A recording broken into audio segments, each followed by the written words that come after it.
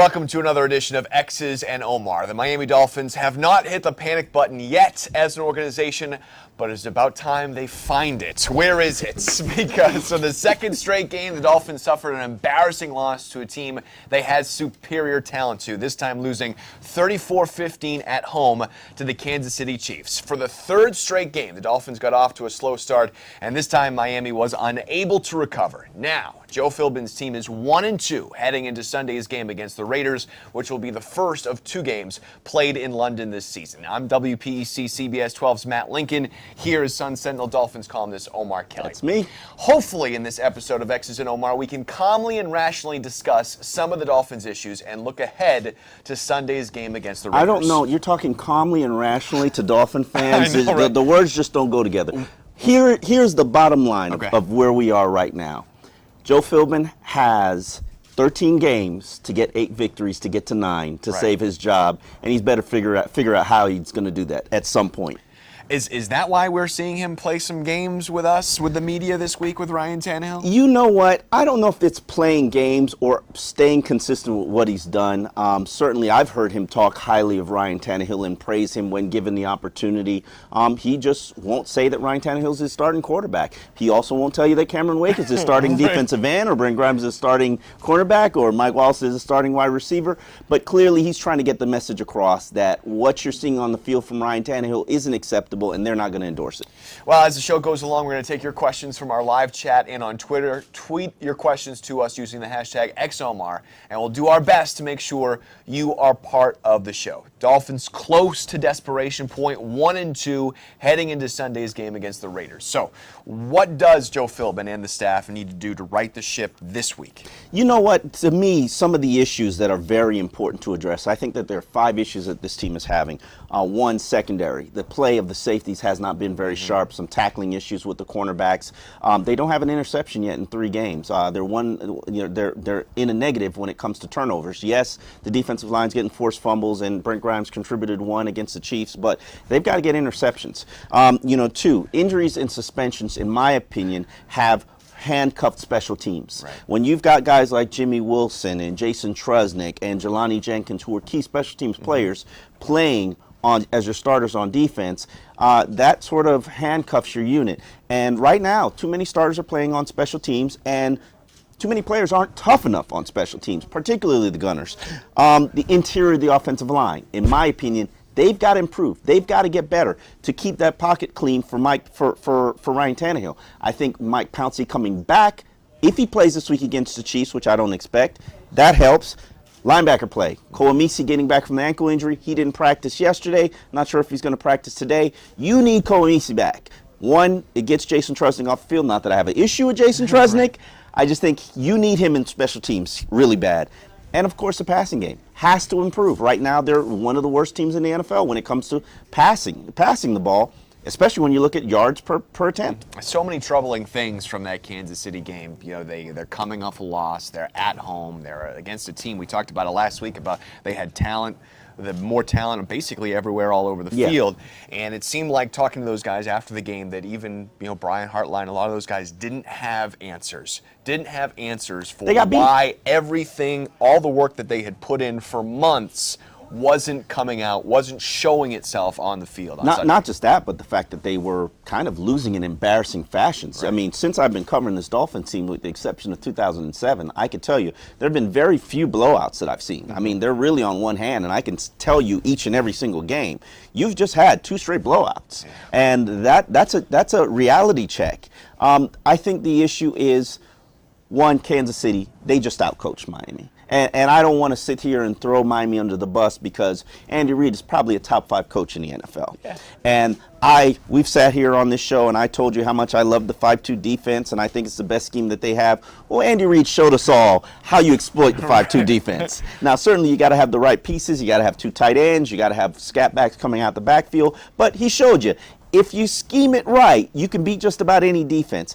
And obviously, the offense isn't executing and isn't efficient right now. Now, running game as well. Running game, they've got to be stout on the running game, and you can't give up 171 yards to the Chiefs. And you saw that in the fact that a quarter and a half, that Dolphins defense looked incredible. Chiefs were doing nothing, and then they got blown out the rest of the way.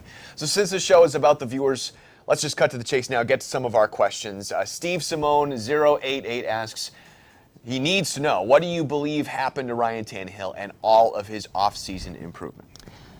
I think the adjustment of this offense, yes, he looked good in the offense in training camp, looked respectable in the exhibition season, showed us that he was making progress, but the sample size was fairly small, and teams didn't know the offense, weren't adjusting to it. What Kansas City did is they jammed the receivers at the line and threw off his timing, threw off some of the routes that the receivers were running, and that was an adjustment for the Dolphins. If I'm Miami's next opponent, the Raiders, or the next opponent, which is Green Bay, I look at that and I want to build off it. I mean, that's what good coaches do. And I think teams are sort of starting to get a feel for the offense and the passing game. And in this offense, you've got to deliver big plays. You get 5, 3, 2, 1, first down, and then they hit you with a 30. They hit you with a 40. And they've got 230 or 240-yard passes per game, gives you 150 yards of offense, and it averages out for all the quick-hitting stuff that they do. If you don't deliver on those big plays, well, you know, it's so much, it's a cliche and it's almost mind-numbing, but the NFL is all about players making plays. You know, it's not, we hear, just do your job. Well, just doing your job is adequate. That's not winning games. You need to go and make the big plays that professionals you're having make. The playmaker rationality and discussion. You know, good quarterbacks make plays. Well, is Alex Smith a good quarterback? Yeah, and he made some plays on third down. Well, people would argue with you. They'd say he's a game manager. Right. Well, he was efficient enough to put his team in position to make plays. He extended plays on third downs. He was efficient in the red zone. And ultimately, that wins you games. Right. You scramble on third down. I saw Russell Wilson in overtime run for 2 third downs. Ryan Tannehill is just as athletic, if not more athletic than Russell Wilson. Why can't he scramble for first downs? Right. There are a lot of things that need to get fixed, and I hate that Dolphin fans are putting all the heat on Ryan Tannehill, because there's a lot of blame to go around. Special teams is bad. Running game is inconsistent. Middle of the offensive line is soft. Defense isn't stopping the run. Receiver drops. The receiver drops. Turnover. Charles Clay is playing on one leg. Brandon Albert gets beat a lot by the Chiefs. You know, there's a lot of blame to go around. Now, is Ryan Tannehill good? Not really. Well, let's get into some of the numbers. Miami 24th in points scored, 19.3 points per game. Last season, 19.7 points per game, and we talked about how that wasn't enough. While Bill Lazor's offense was supposed to fix all this, what is this issue? What is going on? I think we just kind of talked about most of them. How does it get rectified in 1 week? You know, funny, Dolphin fans have this meme of you know, it's supposed to have thought the Dolphins had a freaking laser. Yeah, right. From, what's that show? It's from Austin Powers. Austin Powers, there you go. And Dolphins are supposed to, I like this offense. Yeah. In fact, I could tell you, with the exception of a few plays that fans will criticize, running on a 3rd and 8, you know, throwing on a 4th and 1, well, that's execution. Right. If you execute those plays on the 3rd and 8 run, there was a gaping hole. They just got tackled. You to be a play caller on offense, it's the element of surprise is very important. And Bill Lazor tried to surprise you. He just wasn't very effective. And, you know, the 4th and 1 pass, if you watch that from the coach's film, you see the receivers are crossing, and they're not getting open. They got jammed at the line. They aren't getting open. Ryan Tannehill has no outlets. His tackles are collapsing. How is that all on Ryan Tannehill or all on Bill Lazor? Execution is the issue. Receivers didn't get open. Tight ends couldn't hold their block. Tannehill gets sacked. Lots of issues, but come on, we've got to... We want to blame someone. We want to make it angry at someone. Who is most to blame for this offense? Ryan Tannehill. Okay. He's the guy, when you're the quarterback, you get all the praise, you get all the blame. And that goes with the position. That's why these guys get paid $15 to $20 million a year. Now, what you're seeing is that after 35 starts, you have an average quarterback. You don't even have a game manager. Right. You have an average quarterback. Unfortunately, Dolphin fans are uncomfortable with that right now, and they're ready to hit the panic button. Well, I'm sorry, but you've invested 35 games in him. You're going to continue to invest probably about 40. Right. And ultimately, you're going to have to figure out what you have and whether or not you need to go get another one. Well, there are 32 NFL teams, so an average NFL quarterback would be the 16th or 17th best quarterback. So this is below average. I put the 15th guy as the game manager. Okay. You know, Ryan Tannehill's been a below-average quarterback his entire career here. All right. Now, the uncomfortable part for Dolphin fans is they want to say he's better than Andy Dalton or Alex Smith or, you know, all these quarterbacks that I've argued with Dolphin fans for years. You know, last year he was the 24th best quarterback in the NFL. Now he's at 28th or 29th. I mean, reality is reality. At some point, you got to realize that this guy is not in the 80s when it comes to quarterback rating. Right now, his quarterback rating is 74.1, which is 10 points below what I tell you is winning football play. So, yes, it's not all on him. Yes, the playmakers have to do better. Yes, the offensive line has to do better. Yes, the play calling has to do better. Yes, special teams can't put them in bad situations, defense or offense. Defense, it's got to continue to give them turnovers to put them in good field position. But ultimately, who is responsible? Ryan Tannehill. That leads up to our next question, which comes from A. Cooney39. Do the Finns get the same mismatches as others do versus them? Seems not. You know what? If we talk about mismatches and the ways to attack an opponent each and every week. Right. Most of the time, at least the last 2 weeks, it's against the Bills and against the Chiefs, it's been the linebackers. You attack those linebackers. Unfortunately, Charles Clay is not healthy. He was questionable leading into the game. He's been battling a knee injury since training camp began. I believe it was a scrimmage. The knee, I was told it's been scoped before. Might need another scope. Scope means you got to shut him down for 4 weeks. Right. You're just going to have to get to the point where you get comfortable with Charles Clay playing on one leg. That means you're going to hold back your mismatches. Right. When you have an opportunity to exploit a mismatch, if Charles Clay isn't running at the same speed of Charles Clay normally, and he's practicing on a limited basis, you got to make the best of the situation. Unfortunately for Dolphin fans, you don't really have a replacement for Charles Clay. So are the Dolphins exploiting the matchups? No. Not they from certain matchups they are. Like last week, they ran a couple of drags with Mike Wallace on a pressing unit, so that was a good mismatch. Clearly Cameron Wake, you want to always try to get him in favorable mismatches, but are they consistently doing it, winning them? No. All right. Well, it hasn't all been bad. It hasn't all been bad. The Dolphins have been able to run the ball effectively with and without Knowshon Moreno. Lamar Miller had his first 100-yard rushing performance, and the Dolphins are averaging 137 rushing yards per game. That's 7th highest in the NFL. Lamar Miller had 132 yards on 19 total touches against the Chiefs. He didn't catch 1 of 5 passes and average almost 6 yards per attempt.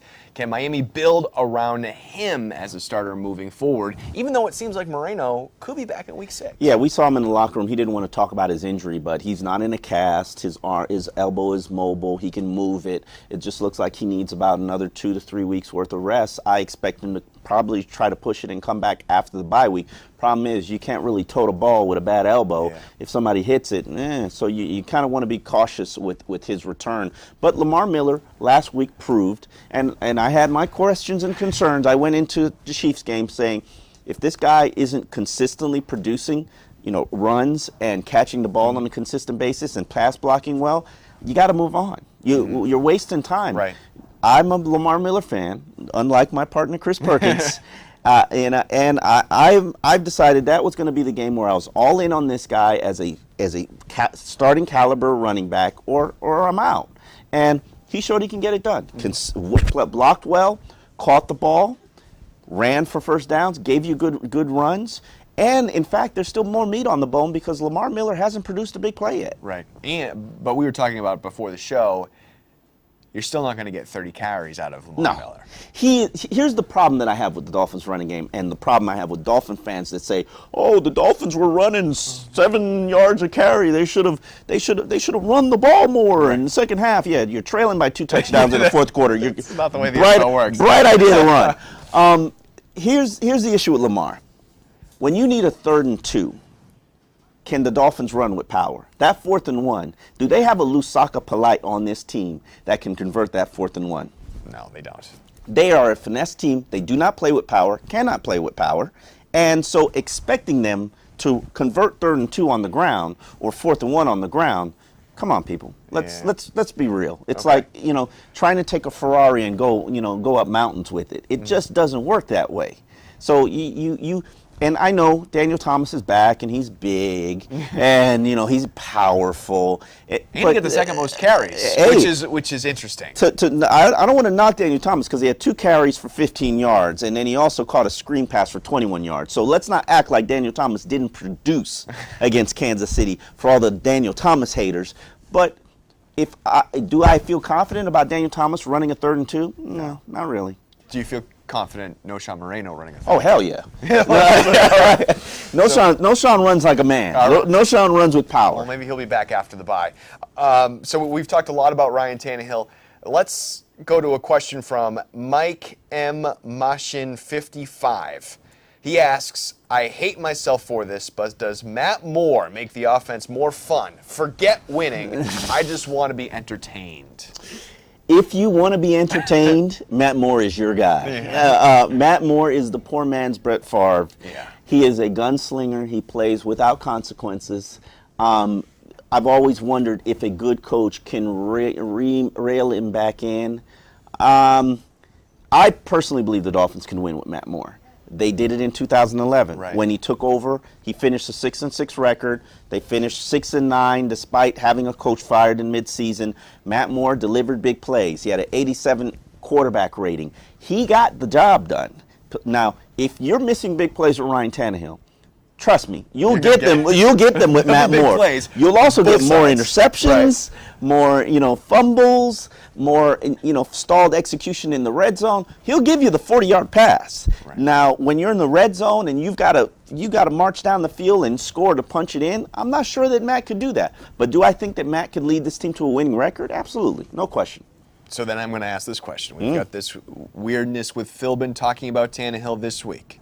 The no endorsement. The no endorsement. They lose this game against the Raiders. Do we see Matt Moore week 6? No.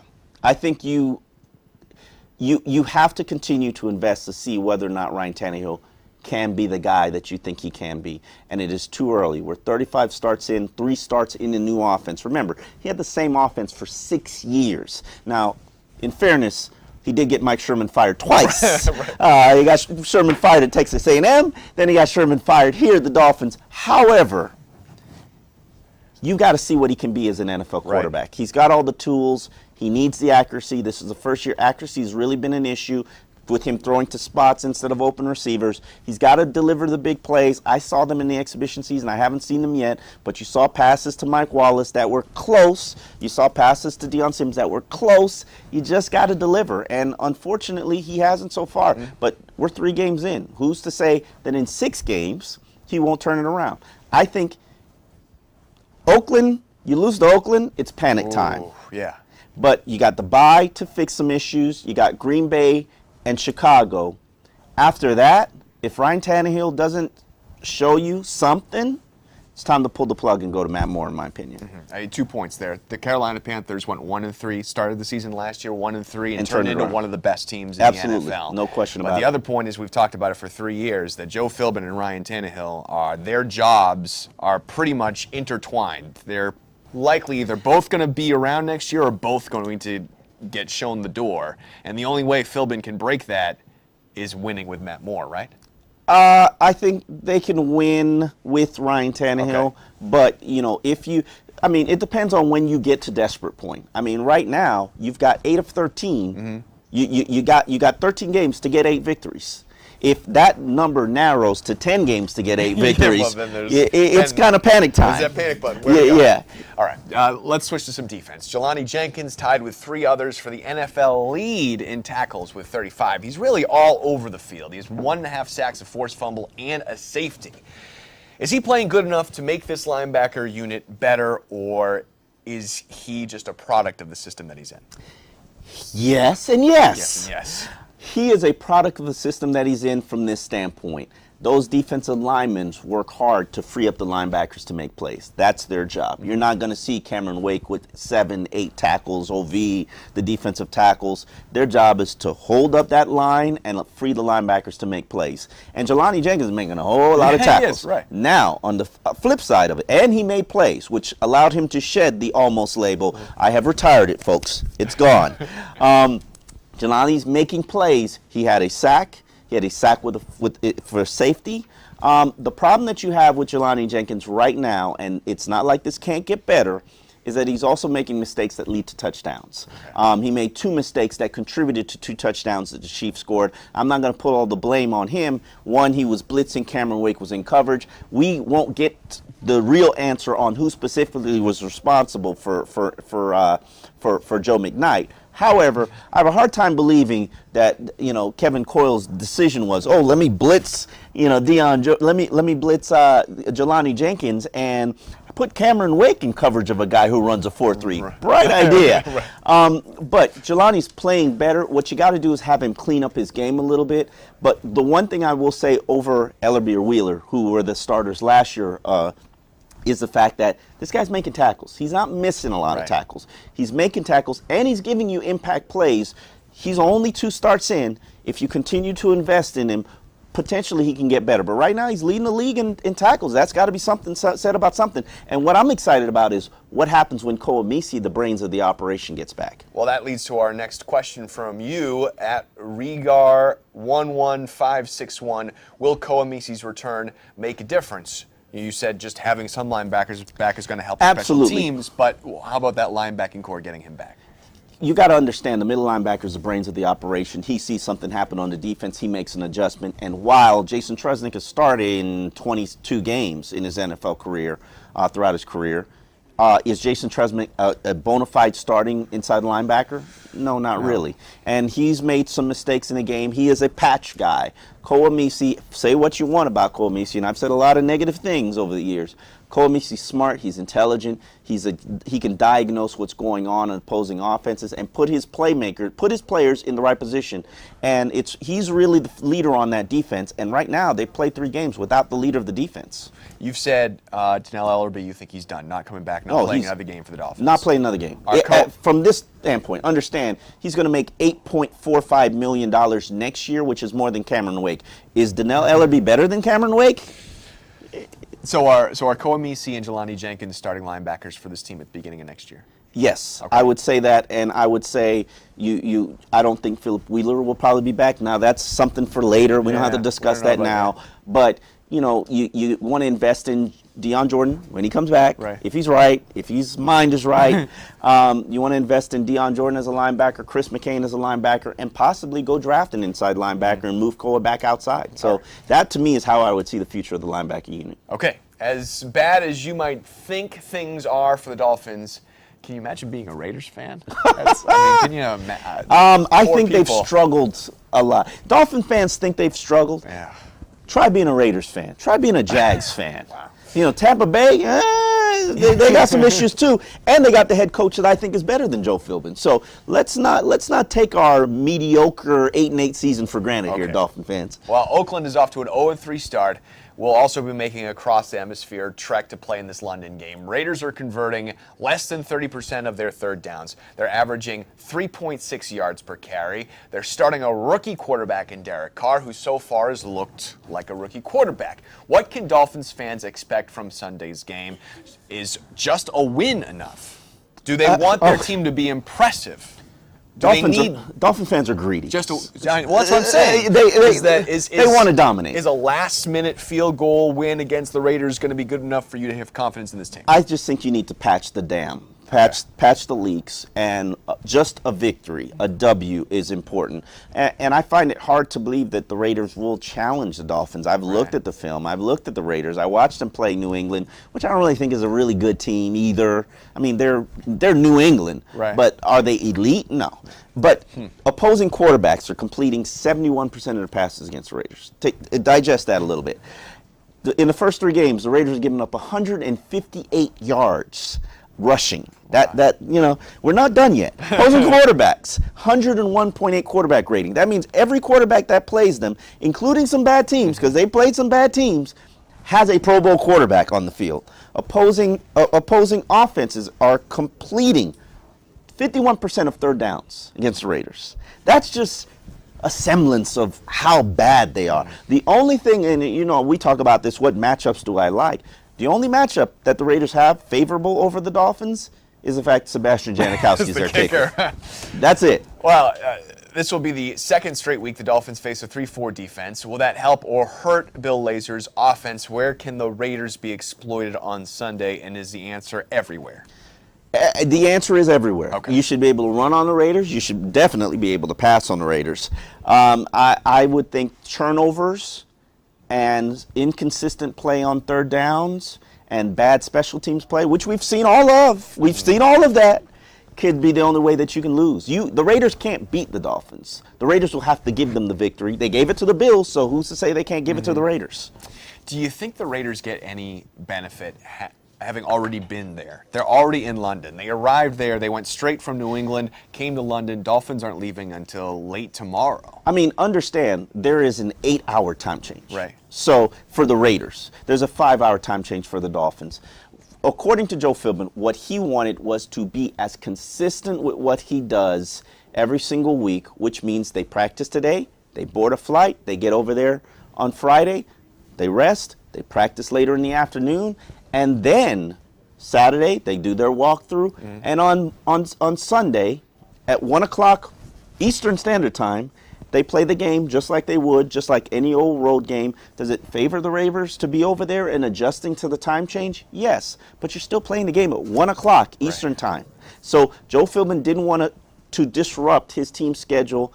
Will their bodies be disrupted a little bit by the time change and the fact that it's still bright when you're supposed to be sleeping or whatever? You know, I'm not even sure how I'm supposed to. You lose 5 hours, but I talked to Dennis Hickey about the same issue, and he said that when he did it with Tampa Bay, they went over there a week ahead, and they still lost the game. Right. And so there's no right or wrong way to do this. I think the Raiders just face more of a time issue challenge, and they were already on the East Coast. So they were already on the East Coast practicing for the Patriots. That's a time shift. And then they said, let's just go over instead of flying all the way back to the West Coast and then flying all the way to Europe. Yeah. It makes sense to me. It does make sense. It makes sense. We're also going to see on Sunday the return of Tony Sparano, who is second command in Oakland. Maybe one of the reasons why they're so terrible. There's some talk in the media that Sparano might take over as Oakland's interim head coach if Dennis Allen does not start winning. I'm curious, how would you compare Sparano and Philbin? Interesting question. From this standpoint, I think Joe Philbin is a better X's and O coach. Okay. I think they've got the staffs are about on par in terms of caliber of staff. Hell, Darren Rizzi is still the special teams coach. Would I take Mike Nolan over Kevin Cole? Yes. Okay. Would I take, Dan Henning or Brian Dable over Bill Lazor? No. So I think the staffs are on par. The only difference I think that I see within Joe Philbin and Tony Sparano is Tony's teams fought hard for him. They rallied for him. Tony was their guy. He was their coach. And they had an affection with him. And I'm not really sensing that with Joe Philbin. And it's, Joe Philbin's Joe Philbin. He's kind of, the principal, the librarian. That's his personality. So, they've got to rally around him, and I'm not seeing that yet. These players know they're playing for his job. Right. They know they're playing for the coaching staff's job. They knew that in 2011. That helped the team rally back and finish 6-9. The question is, can Joe Philbin get this team to play for him? Really, they all should be rallying for their own job.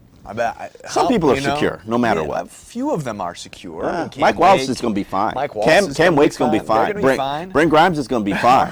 Cole Mesey's going to be fine. Some of these young draft picks and rookies, they're going to be fine. You have, and that's part of the issue that I see. And all of those players that I named, they push it. I'm searching. We talk a lot in sports about the dog. Yeah. And that drive, that desire to never quit. Brent Grimes showed that with his forced fumble in the fourth quarter with the game out of hand. The defense showed that when they got the safety. Then they got this forced fumble. They showed that they're putting the offense in position to do what they need to do to make plays that can win the game. Offense, how many players have really shown you the dog on offense? I would probably say only Mike Wallace and Brandon Albert for me. And Moreno. when he's been on the Well, field. oh yeah, Moreno. Yeah. Moreno's the epitome of Don't you get the what you want. And when you talk to Wallace after the game, that Moreno has almost brought that out of him? Like Moreno? No, you don't think so? I think Mike is bringing more of what he had with the Steelers. Okay. I think that's what he saw with the Steelers. And Mike has consistently complained to me that the emotion that his team is bringing is not where it needs to be. Right. And he's already seen it, done it for a championship caliber team. He's already seen it, and he's trying to get it there. Unfortunately, it's kind of a struggle for him because you don't want to challenge people and get in people's face and be a leader when you're new to the team. You're not really in a leadership position. If you say things to the media, Philbin will get uncomfortable. So he didn't talk after the game, and purposely because he might have said something that he regrets. And I think that there are a lot of players who have similar issues. They can't challenge each other because that's just not the nature of the team. But it'll be interesting to see what happens. I think that they need an alpha male, and Mike Pouncey, who is the alpha male of that locker room, he's not there. Right. Maybe it's a different team when Mike Pouncey shows up. Well, I mean, if that's not an indictment of Joe Philbin and Ryan Tannehill not being able to light that fire. Not everybody's an alpha male.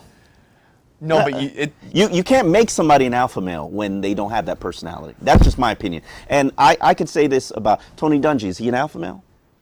Probably not. He's a good coach, though. Yes, he is. Does Joe Philbin have to be an alpha male? No, I guess he doesn't. But what percentage of successful quarterbacks in the NFL do you think are alpha males? I mean, Eli Manning isn't, and he won 2 Super Bowls last I checked. Okay. I mean, we can throw exceptions in there, but yeah, do you want your quarterback to be an alpha male? Absolutely. Right. Does he have to be an alpha male? No, not really. Okay. It is what it is. All right. Well, let's do some rapid fire questions here. We've got a few that we're getting from you right now, a few that we've had before. Let's go to K Parkour. Wants to know, should the Finns be playing Chris McCain or Philip Wheeler at strong side linebacker? Play the player you trust. That's Philip Wheeler. Chris McCain hasn't earned your trust yet. Okay. So you pause, slow down on the Chris McCain. I love Chris McCain. He didn't even practice yesterday. You can't expect him to be on the field. Right. All right. How about from Keeb Khan? Do you believe that Ryan Tannehill can get to the level of game manager? So I guess the question maybe is, what should Tannehill's goal be? Should his goal be playmaker or should it be game manager? I am glad you asked me that question because I have answered the same question for 3 years to Dolphin fans, and they were all offended by my answers. Okay. However, now I think they will actually consider my answers valid. Ryan Tannehill should aspire to be Andy Dalton and Alex Smith. Okay. That is the ceiling, folks. That is the reality of who you have as your quarterback. And if you're uncomfortable with that, please encourage your management to find a new quarterback. All right. And Andy Dalton has a 3-0 team. He's got one of the best quarterback ratings in the NFL. So stop knocking Andy Dalton. Right. And Alex Smith just put his foot in your backside. Okay. So let's put it in terms. There's nothing wrong with a game manager. All right. Fair enough. You disagree. No, You disagree. I don't. No, I think it's probably true at this point. There is nothing wrong. If you have a running game, you have a good defense, you have a good special teams, you can win 10 games and win the Super Bowl like the Seattle Seahawks with a game manager. And a game manager just means that you're still making plays. Absolutely. But those plays are getting 4 yards on 3rd and 3. Converting a third down with your legs like Russell Wilson. You don't have to throw for 4,000 yards and 40 touchdowns to be a good quarterback in the NFL. And the Dolphins seemingly have a good running game. Another question coming in from @AndyL. Do you see Lamar Miller putting up another 100-yard game? Yeah, this week Raiders can't stop anybody. Absolutely, why not? Right. Honestly, it should be expected. I would think that should be a level of success the Dolphins aspire to have Lamar Miller or a running back going forward rush for 100 yards. Lamar Miller is your starting running back because he possibly represents the future. Noshawn Moreno is your better back, but he's a backup because he's a stopgap. You need to continue to invest in Lamar Miller, see what he can be. Okay. Rolly Giz asks, he wants to know, how can we block Wilfork all day against the Patriots, but everyone else looks Wilfork-esque? Dontari Poe is a Pro Bowl caliber nose tackle. He's a good player. Kyle Williams is a Pro Bowl defensive tackle. I understand that you were very uncomfortable seeing Wilfork get blocked and then 2 guys who are Pro Bowlers not get blocked. But this week against Oakland will be a better gauge. And again, I say Mike Pouncey's arguably your number 1 or 2 best players on offense. Right. When he gets back, things will get better. He will help that whole offensive line. He's a Pro Bowler. So let's hold off. And maybe that pocket gets a little bit more secure for Ryan Tannehill so he doesn't get happy feet. At least Tannehill's not throwing interceptions to those big defensive tackles, as Wilfork had this past weekend. At Cody2818, really need some answers from you on this one. Omar, what happened to Jimmy makes tackles? All I've seen is Jimmy miss tackles. Jimmy makes plays. Jimmy makes plays. He has not made any plays so far in the first 3 games or the exhibition season, and he's missed a lot of tackles. I will say I expect better play from Jimmy Wilson, and I certainly expect him to be a sure tackler. It hasn't shown up. Eventually, Rashad Jones will come back. He will get his starting spot back. Louis Delmas or Jimmy Wilson will decide who plays, and Jimmy probably goes to the nickel. It is what it is. In the NFL, you get an opportunity. Most players get an opportunity to prove you're an NFL starter. Jimmy Wilson hasn't done it yet. One more rapid fire, because I like this one. From @954life. Through 3 games, can we make a judgment on Louis Delmas, and is he better than Chris Clemens? He's more aggressive at the line of scrimmage. He probably helps you more in run support, but he's kind of giving up plays. I would say it's a push right now, and I'm still concerned about Louis Delmas from a medical standpoint. Right. So Louis Delmas is in your future at safety. All right. Well, what has been up with our picks? It's been pretty bad. Are you trying to call me out for being bad? We're both bad. I can't. There's nowhere for me to stand on and say, That's true. Omar, you had terrible picks, because my picks have also been egregiously bad, even worse than yours. We are 0-3. We are both 0-3. Right. Predict the Patriots would win. I was wrong, fortunately for Dolphin fans. I predict the Dolphins would beat the Bills and Chiefs. Right. It didn't happen. However, this week, I'm guaranteeing you a victory. Why? Because the Raiders can't beat the Dolphins. Well, you feel like the preseason schedules, they all come out. We pour over them, and we're like, we're like win, loss. And no one thought the Dolphins would beat the Patriots and then lose these next 2 games. So we can't be to blame here. We're not the only ones who are 0 for 3. Actually, Chris Perkins did. But yeah, listen, the Raiders are not good. Okay. We're going into Wednesday, and Joe Philbin hasn't been asked a question about the Raiders yet. Right. That just puts it in perspective how bad they are. They're playing a Chad Henne-esque quarterback in Derek Carr. His numbers are okay, but they're not efficient on 3rd downs. Right. They can't stop anybody on 3rd downs. They can't stop anybody running the ball. They can't run the ball. Like, what do you want from the Raiders? Right. Well, and you know what else is interesting is you look at these London games and you think, they maybe can be funky because it's a long trip. Yeah. But generally you look historically at these games and they more often not go the way you think they're going to go. So let's get your pick. I will pick the Dolphins to beat the Raiders. I think I'm going to go 24-17. Okay. I think this is a game that the Dolphins try and experiment a couple of things and try to get the ship righted, try to get it right. I mean, even if they have a convincing lead in the 3rd quarter, you still want to see Ryan Tannehill air it out, throwing the ball. Get that passing game going. Try to get a comfort level with Ryan Tannehill and build some confidence. All right, I'm taking the Dolphins 26-10. 26-10. That's with 4 field goals because they're still having issues putting the ball in the red zone, in the end zone. So I see the Dolphins moving the ball fine. Still, though, some shakiness as they get inside the red zone. I can see it. All right, next week, it's a bye week, but we're still having X's and Omar. He's going to be in France or something, so we can't go Wednesday next week. Paris. We're going to go Friday at 12:15, recapping the London trip, looking ahead for the final 12 games of the season. So hope you'll join us next Friday, not next Wednesday. And in case you missed our latest First and 10 with Dolphins players, please visit sunsentinel.com and you'll have the opportunity to learn about Brandon Albert and rookie tight end Gator Hoskins, who each answer 10 personal questions from Omar. So thank you so much for joining us. We'll see you next week.